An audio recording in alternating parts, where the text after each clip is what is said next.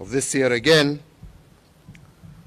we augmented this by announcing the cessation of movement into and out of a number of counties. Later on, more measures were announced to contain the havoc visited upon us by the COVID-19 pandemic.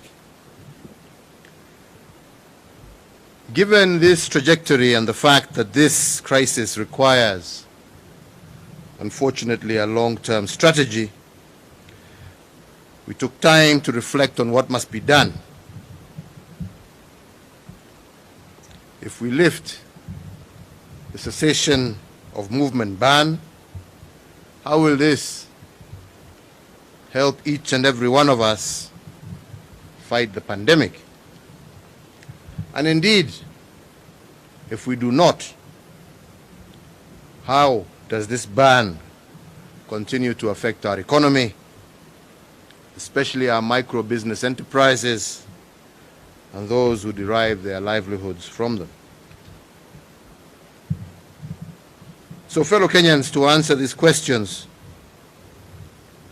we turn to our brain trust, our experts, some of whom are standing behind us, a team made up of the finest doctors and research scientists, as well as public practitioners, and we turn to them for counsel. And it must be admitted that opinion was divided on how we are to advance against this virus. Some, myself included, wanted us to open up now. That was and is still my desire. I know we all want to open up at the earliest opportunity and get our economy going. Me more so, as Kenya, as you all know, was recently ranked the third largest economy in sub-Saharan Africa. But others held a contrary position,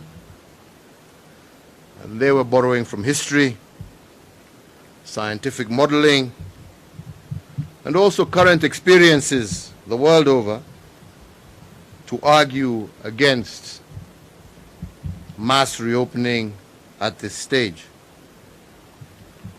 Therefore, with these two viewpoints on the table,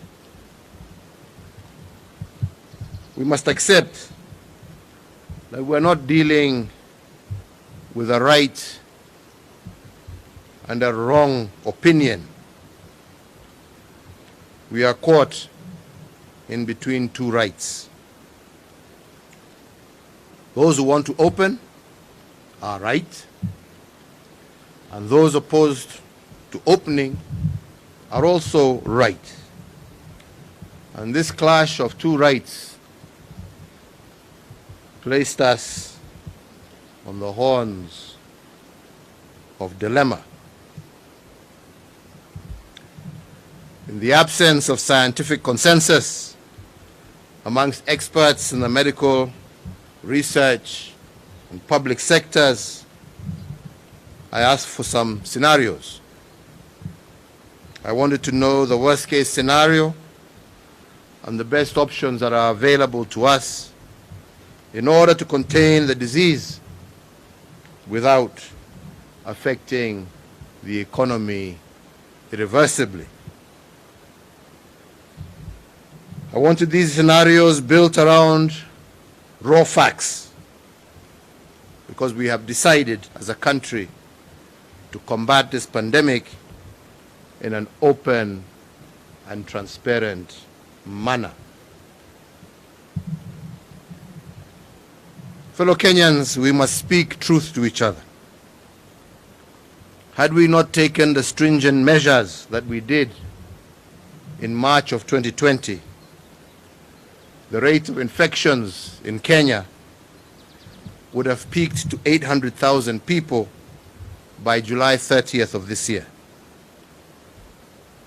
And if, as we have seen is the case, that one infected person has the potential to infect two people, this number would have hit 2.4 million people in 21 days.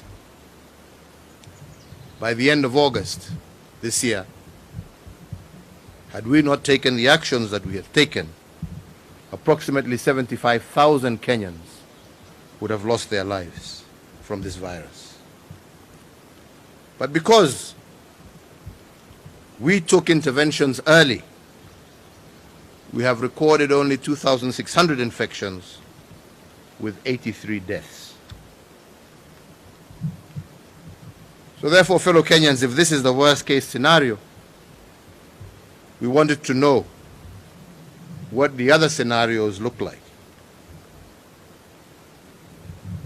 So if today we put in place all the necessary interventions and relax these by only 20%, what would this look like? According to the experts behind me here, relaxing interventions by 20% would lead to 200,000 infections and 30,000 deaths by December of 2020.